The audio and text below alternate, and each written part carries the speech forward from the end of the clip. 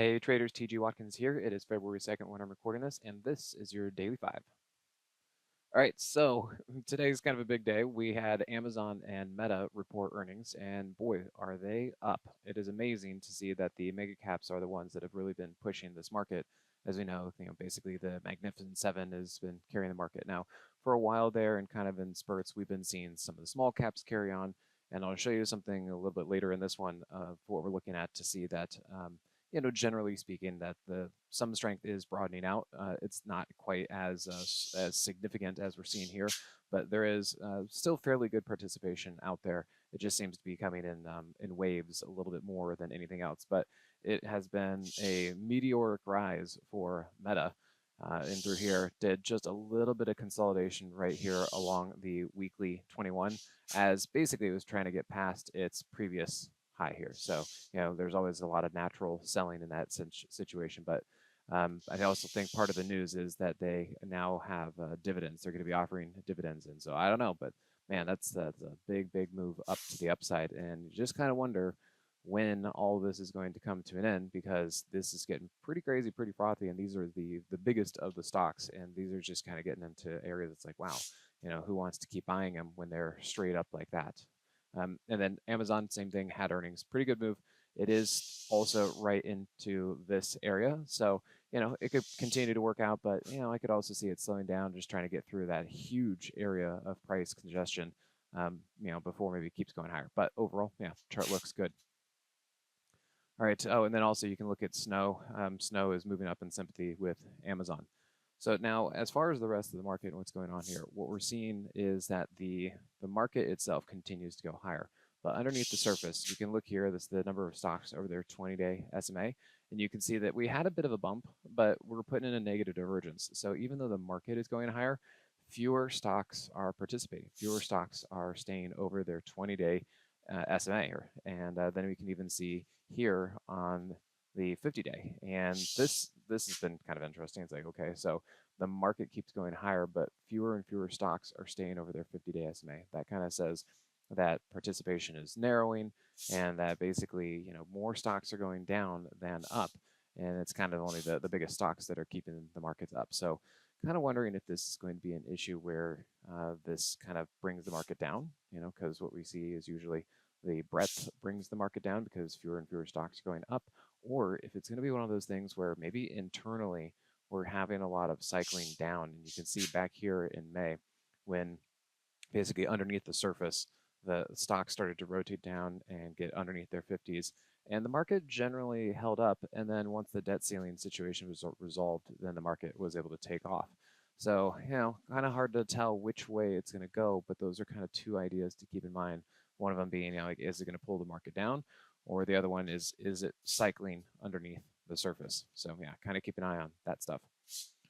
All right, and then as I said, there are plenty of other stocks that are moving up. So one of them, again, kind of in the tech space, this is Workday or Monday, and you can see here that price has been holding the moving averages pretty well on the weekly time frame, and then it finally broke out. You can see right here broke out, and so far it's been holding up, carrying pretty well. So you want to look for good stocks like this that are just doing pretty well in this market and joining with everything else. So we are in this one, and so far having a good time with it. Earnings is coming up since we are in earnings season, so you just need to be careful about that and decide what you want to do in that situation in that case. And then over here, this is the one I was talking about, that if you guys want to kind of see risk on or risk off, this is XBI. So this is the biotech industry segment. And usually what we see is when this goes up, then it's risk on, and the market's got a pretty good strong participation because they're really willing to put it into some of the riskiest areas, which is basically the biotech. And so what we look here is I see a double bottom, and then you can also see here positive divergence. So I would look at this on a weekly time frame, much higher time frame, and say, yeah, this is looking pretty good. The other thing you can see is it did not hold the weekly 50, and it could not hold the weekly 50 back here, but this time is looking pretty good. This is looking a little bit different. There are some names like Crisp, and then just from a pattern standpoint, GM. I know it's a completely different segment, but GM is kind of looking like this. Got over its weekly 50, kind of settled in, had earnings, and shot up like this. So what I'm looking for, and even the IWM is still kind of looking like names like this, to where they're up and we want to see if they can consolidate, because obviously you don't want to be buying it up here. It's a little too extended, too far. And now what we need to do is see over the next few weeks, maybe a couple months, however long it wants to take, see if these kind of settle in, and if it can then finally move up like that. If it can, then we're looking for a pretty good industry out there. And you can see here that a lot of volume has come into this. So yeah, bigger picture looking like kind of risk on, and we'll just have to see how long this will continue and keep riding those waves.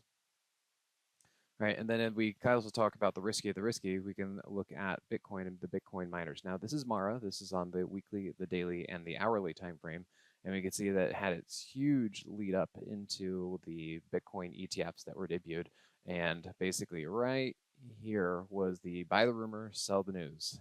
So this is when the news of the ETFs came out, and then they just sold into it. Now, this also worked from the Moxie standpoint, because there's your Moxie price trigger. And then you can see that price got over the 50, but the Moxie indicator was below 0. We call that an inverse trampoline move. So that is a defined setup and setting from what we see. And then what we're looking at this point is price has pulled back to the weekly 21. We see this on most of the miners, kind of in this area, and then to around the daily 50. And then we do have price back over the hourly 50, but it's still kind of inconclusive. So I would like to see if this actually holds. I would love to see this level, this area hold, and if it can just kind of start to move up from here. But I just don't see anything yet. Mara is one of the better looking of the Bitcoin crypto stocks. The rest of them are kind of sagging a little bit underneath their hourly 50s.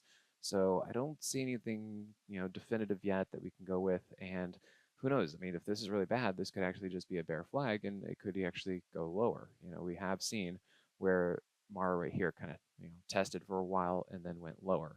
So as an inconclusive right now, I am watching these. I want to see if there's anything to do about it. Want to see if this is support, but it's still just kind of not doing anything. So we have to look for a clearer answer on that. All right, everyone. Well, thanks for tuning in. This was your Daily 5. My name is TG Watkins, and you guys can kind of check me out over at Twitter, X, I guess. We have Facebook, Instagram, all that other kind of stuff. So come on over. And then we are always running a $7 30-day trial for the Moxie Indicator Trading Room. We've gotten quite a few new people in there, so really happy to see all that. We've got a chat room and everything in there. I'm on the mic, several times throughout the week, and you guys can feel free to ask questions anytime you want. Come in there, and got a lot of learning stuff. So pick up the Moxie Indicator, come into the Moxie Indicator Trading Room, and we'll see you there. Thanks again.